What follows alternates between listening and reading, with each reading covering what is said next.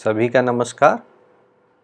आज इस वीडियो में या इस पाठ में हम ज्योतिष और शिक्षा के बारे में समझेंगे कि ज्योतिष हमें किसी की कुंडली में उसके शिक्षा ग्रहण या फिर उसकी शिक्षा को किस स्तर में होगा वो कैसे बताता है। तो चलिए इस यात्रा को शुरुआत करते हैं।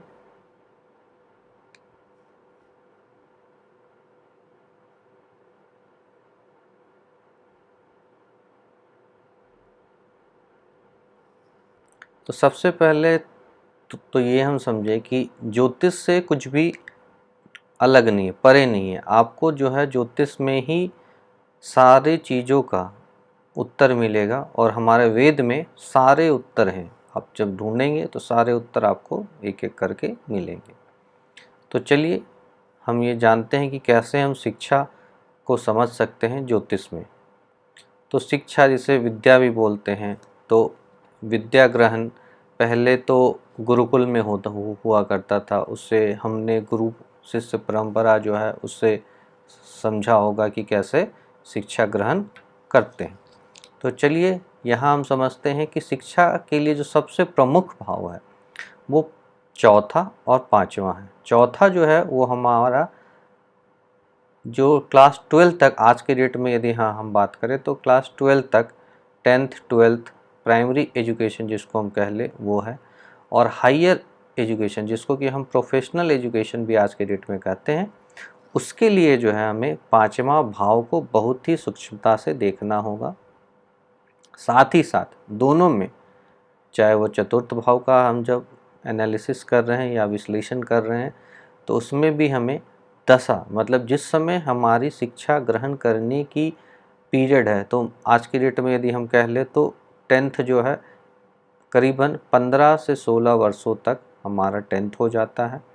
12th जो है यदि कहे तो 2 साल उसमें और हमें जोड़ लिया जाए तो 17, साढ़े 17 या 18 वर्षों तक हमारा 12th हो जाता है।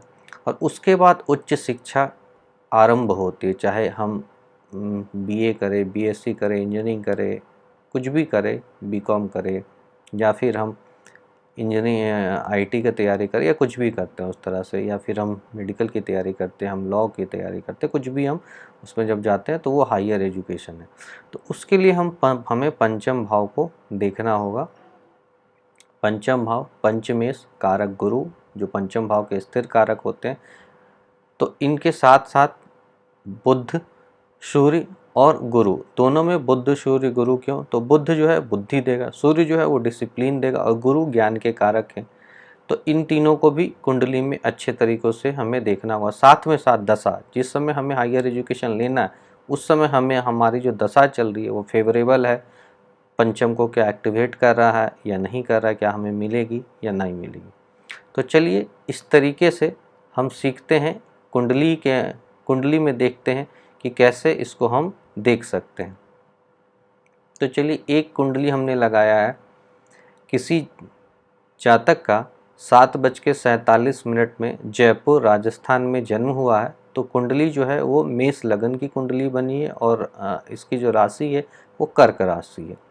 तो चलिए पहले इसको हम विश्लेषण करते हैं। तो अब हमें विश्लेषण करना है जो है चतुर्थ के बारे में। तो चतुर्थ भाव को जब देखें तो उसमें स्वराशि का चंद्रमा बैठा हुआ है, शनि से दृष्ट है, जो सीधी दृष्टि है।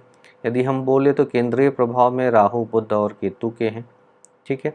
अब चतुर्थेश जो है स्वयं वहीं पे बैठा हुआ है, जो चंद्रमा हुए, ठीक है। इन पे और प्रभाव यदि हम देख ले तो शनि का प्रभाव है, ठीक है। साथ में हम यदि ये देखें कि कारक जो है वो भी चंद्रमा ही है। तो इस कुंडली में आप देख ले कि तीनों भाव, मतलब भावेश भी भाव में है तो भाव को बलवान कर रहा है, साथ में कारक भी वहीं पे है और भावेश भी वही है। तो ऐसा बहुत कम कुंडली में मिला है कि भाव भावेश सभी एक ही जगह पे मिल जाएंगे आपको, ठीक है। तो चलिए इसको हम समझे कैसे कि क्या होगा। तो अब एक तो ये हो गया कि भाव चंद्रमा वहाँ बैठा हुआ है तो भाव को बल दे रहा है, शनि से दृष्ट है तो शनि को हम अशुभ ग्रह मानेंगे। तो यहाँ पे क्या होगा कि उसके एजुकेशन में जो है थोड़ा सा स्लो हो सकता है, यानी कि वो पढ़ने में कर्मठ तो बहुत होगा, बहुत ही कर्मठ होगा। शनि से दृष्ट है तो कर्मठ बहुत ज़्यादा होंगे, पढ़ने में हार्ड वर्किंग जैसे कहते हैं वो बहुत ही हार्ड वर्किंग होगा, लेकिन थोड़ी सी परेशानियां आ सकती हैं। ठीक है, अब चलिए इसी तरह हम पंचम भाव को देखें।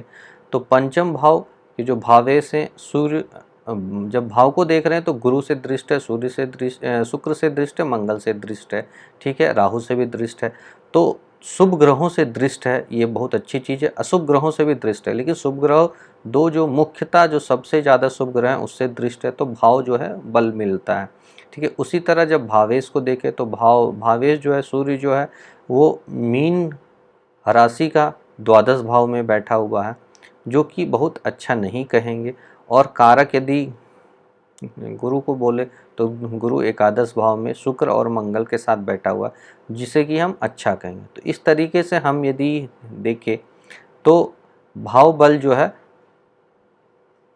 जो एवरेज है उसके ऊपर है, यानी कि इनकी जो एजुकेशन रहेगी वो बहुत ही अच्छी रहनी चाहिए। प्राइमरी एजुकेशन भी अच्छी मिलनी चाहिए और जो हायर एजुकेशन है उसमें भी सपोर्ट मिलेगा। अब क्या दशा से हमें सपोर्ट मिलेगा, तो दशा हम देख ले तो जो जन्म हुआ है जातक का, वो बुध शनि राहु में जन्म हुआ है। ठीक है, तो बुध जो है वो लग्न में बैठे हुए हैं, शनि जो है वो दशम में स्वराशि के बैठे हुए हैं। यदि इन दोनों का एक्सिस देख ले तो बहुत ही अच्छा एक्सिस है, 4-10 का एक्सिस है। तो इस तरीके से हम देख सकते हैं कि जन्मकालीन दशा भी अच्छी मिली है। ठीक है, साथ ही जब हम आगे के दशा देखेंगे तो केतु की दशा मिलेगी जो 7 साल चलेगी, यानी कि जब ये 8 साल के लगभग हो जाएंगे तो इन्हें केतु की दशा समाप्त होगी। अब आगे बढ़ते हैं हम कि उसके बाद जो शुक्र की दशा होगी। शुक्र जो है थोड़ा सा इन्हें जो है शुक्र का पीरियड 20 साल का रहेगा, यानी कि मेजर एजुकेशन जो है जो 8 साल से लेकर 28 साल तक का जो इनकी जर्नी रहेगी वो जो है शुक्र के पीरियड में होगा। तो वो पीरियड में ही इनका मोस्ट प्रोबेबली सारे एजुकेशन होंगे, चाहे वो सीनियर। तो इस पीरियड में क्या होगा, ये थोड़े लापरवाह हो सकते हैं। ठीक है, तो इनको जो है थोड़ा सा मेहनत करने की ज़रूरत है, इन्हें डिसिप्लिन्ड, अपने आप को डिसिप्लिन बनाना होगा और परिश्रम करना होगा, और परिश्रम करेंगे तो सफलता मिलेगी। तो मुझे लगता है कि अब आप एनालिसिस कुंडली से आप समझ सकते हैं कि किस तरीके से हम जो है चतुर्थ भाव के बारे में बता सकते हैं, पंचम भाव के बारे में बता सकते हैं, लेकिन ये सिर्फ शिक्षा के लिए और किसी चीज़ के लिए हमने आज अभी बात नहीं की। ये जो चतुर्थ भाव पंचम भाव का एनालिसिस किया ये शिक्षा के लिए। तो शिक्षा किसी भी कुंडली में आप इस तरीके से देख सकते हैं। आप लोगों का बहुत बहुत धन्यवाद।